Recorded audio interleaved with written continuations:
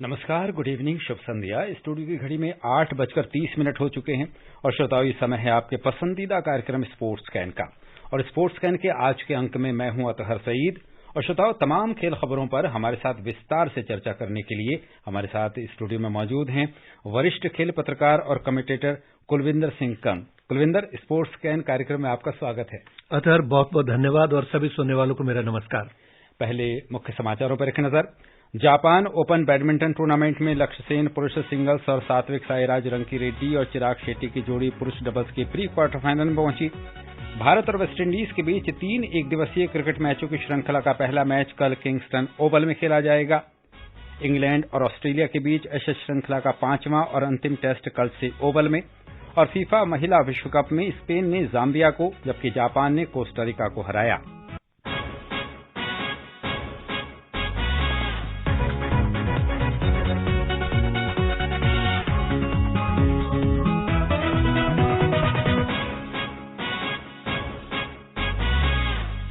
शुरुआत Japan open badminton tournament से।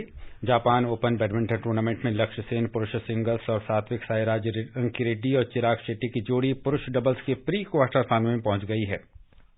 लक्ष्य Sen Japan open badminton tournament के सिंगल्स प्री क्वार्टर फाइनल में पहुंच गए हैं। पहले दौर में राष्ट्रमंडल खेलों के विजेता लक्ष्य ने प्रियांशु राजावत को हराया। प्री क्वार्टर फाइनल में लक्ष्य का सामना जापान के कांता सुनेयामा से होगा। एक अन्य प्री क्वार्टर फाइनल में किदाम्बी श्रीकांत का मुकाबला एचएस प्रणॉय से होगा। उधर महिला वर्ग में पीवी सिंधु पहले दौर में ही हारकर बाहर हो गई हैं। 2 बार की ओलंपिक पदक विजेता सिंधु को चीन की झांग ही यान ने हराया। वहीं पुरुष डबल्स में सात्विक साईराज रंकीरेड्डी और Chirag Shetty pre quarter final में पहुंच गए हैं। पहले दौर में दोनों ने इंडोनेशिया के लियो रोली कार्नांडो और डैनियल मार्टिन को पराजित किया। अगले दौर में उनका सामना डेनमार्क के डेंजेपे बे और डैनलासे मलहेडे से होगा। Shashank Kumar, sports scan. कुलविंदर, एक के बाद एक शानदार जीत भारत की झोली में आ रही है जहां तक बैडमिंटन का प्रश्न है। तो क्या जापान ओपन में भी हम एक और जीत मानकर चल रहे हैं? देखिए, अभी शुरुआत है, 2 दिन हुए हैं, 30 तारीख तक ये टूर्नामेंट चलना है। और जिनसे उम्मीदें थी, जैसे पहले राउंड में पीवी सिंधु बाहर हो गई और आकर्षी कश्यप भी बाहर चली गई, तो काफी कुछ जो उम्मीदें थी वो थोड़ी कम हो रही। लेकिन अभी जो उम्मीदें हैं लक्ष्य सेन से हैं और हमारी जो मेंस डबल की जोड़ी है रंकीरेड्डी और चिराग शेट्टी, इनसे बहुत उम्मीदें हैं। हाँ, बिल्कुल, आपने लक्ष्य सेन का जिक्र किया, तो क्या लक्ष्य सेन अपने लक्ष्य पर पहुंचने में सफल होंगे? मुझे लग रहा हो जाएंगे, क्योंकि रैंकिंग में भी ऊपर है। उनको जो प्री क्वार्टर फाइनल खेलना है वो जापान के सुनेयामा से खेलना है। इनका रैंक 13वां, उनका 17वां रैंक है। और जिस तरह से आप परफॉर्म कर रहे हैं लक्ष्य सेन, मैं समझता हूं कि प्री क्वार्टर फाइनल से उनको आगे बढ़ने से नहीं रोका जा सकता, क्योंकि थॉमस कप में भी इन्होंने गोल्ड मेडल जीता था और कॉमनवेल्थ गेम्स में भी इन्होंने गोल्ड मेडल जीता था। तो अनुभव भी इनके पास आ गया और इनके पास क्षमता भी है। सही बात है, और मानसिक रूप से तैयार भी हैं। जी।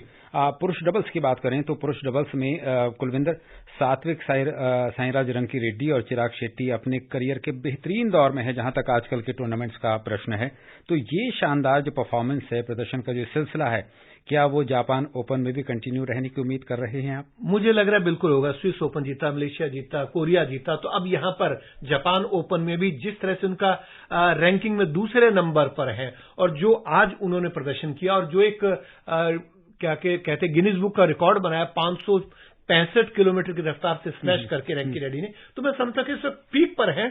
और यहां पर प्री क्वार्टर फाइनल में जो उनके सामने जोड़ी है डेनमार्क की, वो 29वें रैंक की है, ये दूसरे रैंक की। तो यहां पर तो निश्चित तौर पर जीत इनके पक्ष में दिखाई दे रही है और ये भारत के लिए बहुत अच्छी बात है और पदक की तरफ भी कदम इनके बढ़ रहे हैं। लेकिन मेरी जो नजर है, मेरा जो प्रश्न है वो जापान ओपन का चैंपियन बनने की बात मैं कर रहा हूं, जहां तक डबल्स का सवाल है।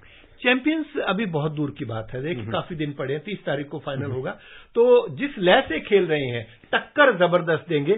सेमीफाइनल तक अगर ये पहुंच जाते हैं तो उसके बाद फिर इनको फाइनल जीतने से कोई नहीं रोक सकता। बात यह है क्योंकि बड़ी जो टीमें हैं वो इनके सामने अब आने वाली। और अच्छी बात यह है कि लगातार वो अपने प्रदर्शन में सुधार कर रहे हैं और जहां तक प्रदर्शन के सुधार के साथ साथ रैंकिंग का प्रश्न है, रैंकिंग में भी वो एक के बाद एक पायदान ऊपर चढ़ रहे हैं। जहां तक डबल्स का सवाल है, जी, तीसरे पे दूसरे रैंक पर आ गए और एक नए कीर्तिमान बना रहे हैं। और इनकी जो परफॉर्मेंस दोनों की है, खासकर पिछले ये 3-4 टूर्नामेंट्स में जितनी भी बड़ी बड़ी टीमें हैं उन सब की नजर इनके ऊपर है। बिल्कुल कहते हैं आई एम वाचिंग यू, तो इनको देख रहे हैं और सब उसकी स्ट्रेटजी भी बना रहे हैं। लेकिन ये अपने पीक पर हैं, जो फॉर्म इनका चल रहा है, इनको रोक पाना काफी मुश्किल होगा। कड़ी टक्कर देंगे। अगर क्लोज मैच में जाकर हारते हैं तो वो अलग बात है, लेकिन मुझे उम्मीद है कि कहीं ना कहीं पोडियम फिनिश करेंगे। और कुलविंदर, जहां तक जापान ओपन का प्रश्न है तो जापान ओपन में हम चैंपियनशिप के साथ साथ जहां तक डबल्स का प्रश्न है, उनकी जो रैंकिंग है वो भी नंबर 1 पर हम देखना चाहते हैं। बिल्कुल हो सकती है। और अब बात क्रिकेट की। भारत और वेस्टइंडीज के बीच 3 एकदिवसीय क्रिकेट मैचों की श्रृंखला का पहला मैच कल किंगस्टन ओवल में खेला जाएगा।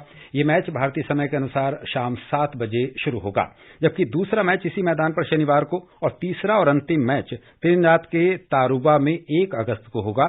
दोनों टीमों के बीच 5 T20 अंतर्राष्ट्रीय मैचों की श्रृंखला 3 अगस्त से खेली जाएगी। कुलविंदर, जहां तक ओडीआईज का प्रश्न है और भारत और वेस्टइंडीज के हालिया प्रदर्शन की बात है तो निसंदेह भारत का पलड़ा भारी नजर आता है। भारी नहीं, बहुत भारी है। मुझे लग रहा है ये नेट प्रैक्टिस के लिए गए हैं, वहां टेस्ट मैच हो, ओडीआई हो या T20 हो।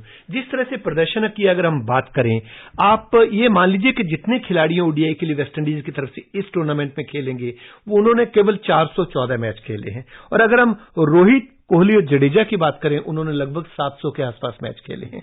शतकों की बात करें तो उनकी तरफ से शतक ज्यादा नहीं लगे हैं। वेस्टइंडीज ने सिर्फ 25 शतक लगाए, लेकिन भारत के 76 शतक हैं। तो कोई लेवल बराबर मिल नहीं रहा। और दूसरी बात यह है कि ये 3 ओडीआई खेले जा रहे हैं और 5 T20, ये रिवर्स होना चाहिए था, क्योंकि 50 ओवर्स के मैचों का ये विश्व कप होना है इस बार। तो भारत के लिए मैं समझता हूं कि 5 ओडीआई होने चाहिए थे और 3 T20 होने चाहिए। प्रैक्टिस बहुत जरूरी है और ये प्रैक्टिस के लिए गए और नए जो जोश नया आया है टीम के अंदर, और इनको टेस्ट मैच में T20 आधार पर खेला गया। जब कहा गया कि आप आगे बढ़कर मारिए, ईशान किशन को कहा 34 गेंदों में अर्धशतक बना दिया। वही मेरा अगला प्रश्न है कुलविंदर की, क्या टेस्ट श्रृंखला का जो विजय का जो एक सिलसिला है, मनोवैज्ञानिक तौर पर इसका फायदा भारत को मिलने वाला है, क्योंकि ये सीरीज भी भारत ने 1-0 से अपने नाम की है।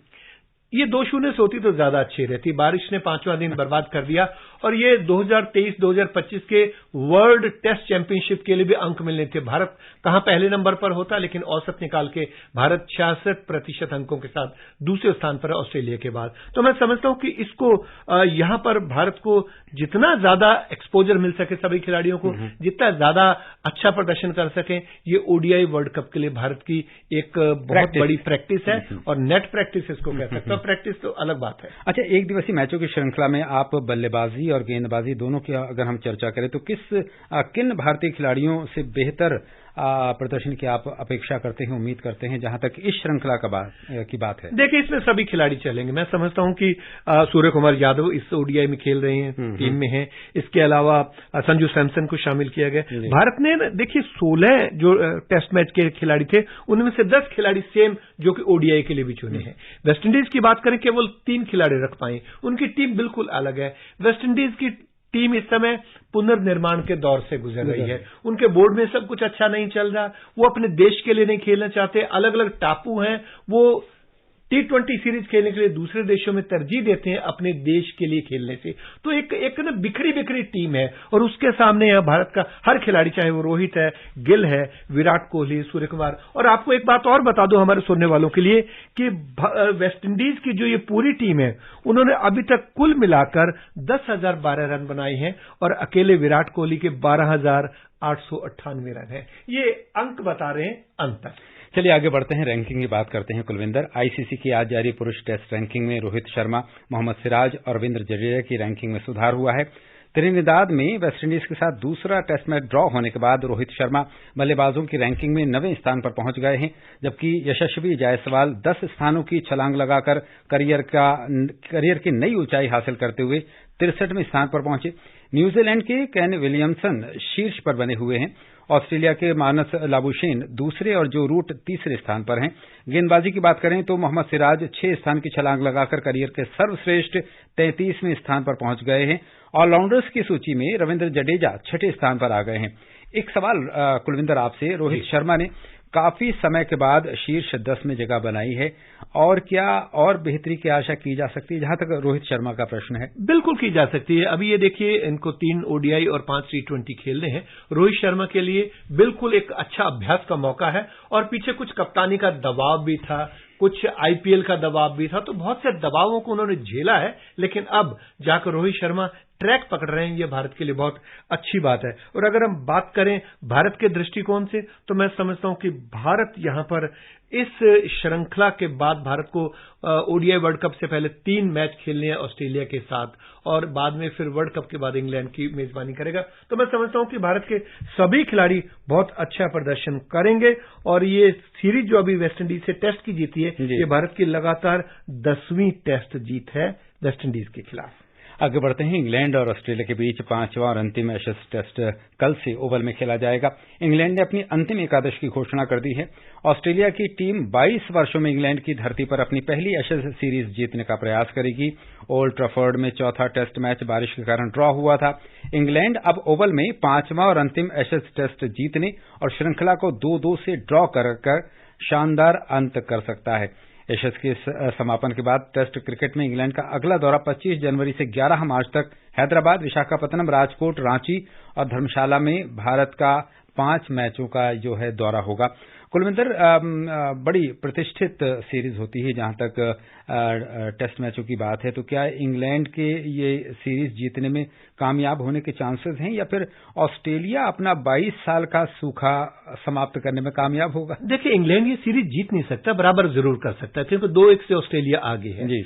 एक टेस्ट मैच ड्रॉ हो चुका है, आखिरी टेस्ट मैच है अपनी इज्जत बचाने के लिए। इंग्लैंड अगर इसको जीतता है तो ये 2-2 से बराबर हो जाएगी, लेकिन एशेज की ट्रॉफी वो ऑस्ट्रेलिया के पास ही रहेगी। ऑस्ट्रेलिया 2017 में 4-0 से जीता, 19 में 2-2 से ड्रॉ रही, 2021 में 4-1 से जीता और अब 2-1 से आगे है। तो ट्रॉफी अभी भी ऑस्ट्रेलिया के पास रहेगी। इंग्लैंड बराबर कर जाए और अगर ऑस्ट्रेलिया जीत गया तो ये सीरीज भी ऑस्ट्रेलिया जीत जाएगा।